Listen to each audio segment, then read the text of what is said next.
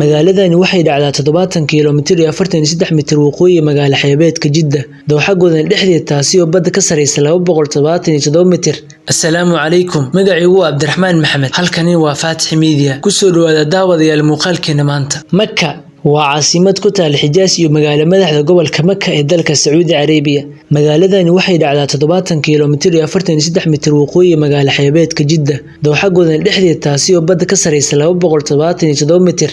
maadaama Kacbadu ku taalo magaaladan isla markaana ay tahay xaruntii ugu horeysay ee diinta Islaamka, waxay caasimadda Makka leedahay malaayiin dad inta u dhaxaysa 6 milyan ilaa 8 milyan ah oo soo siyaarta sanad kasta waqtiga gudashada xajka ay ku beegan 12ka Dulxijja iyo wadar isugeyn oo ka badan 15 milyan oo dad ah sanad kasta. Tirada dadka deegaanka joogtada ku ah magaalada Makka waxaa lagu sheegay isu celcelis 2 milyan sanad kasta.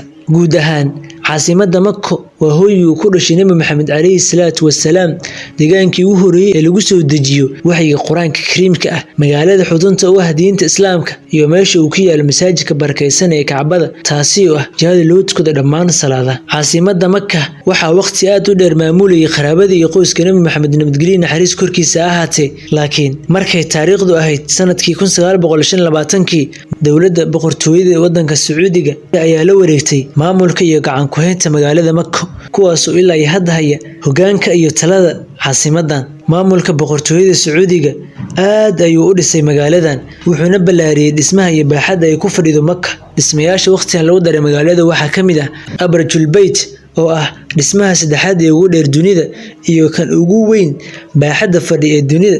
Isku soo duuba magaalada barakeysan ee Makka waxa isugu yimaada dad ka badan 15 milyan oo muslimiin ah waqtiyada kala duwan ee sanadka, taasi oo ka dhigtay caasimadan mid ugu isu socodka badan dunida. Intaasi waxaa dheer magaalada Makka looma ogola inay tagaan ama dhex galaan dad aan muslim ahayn.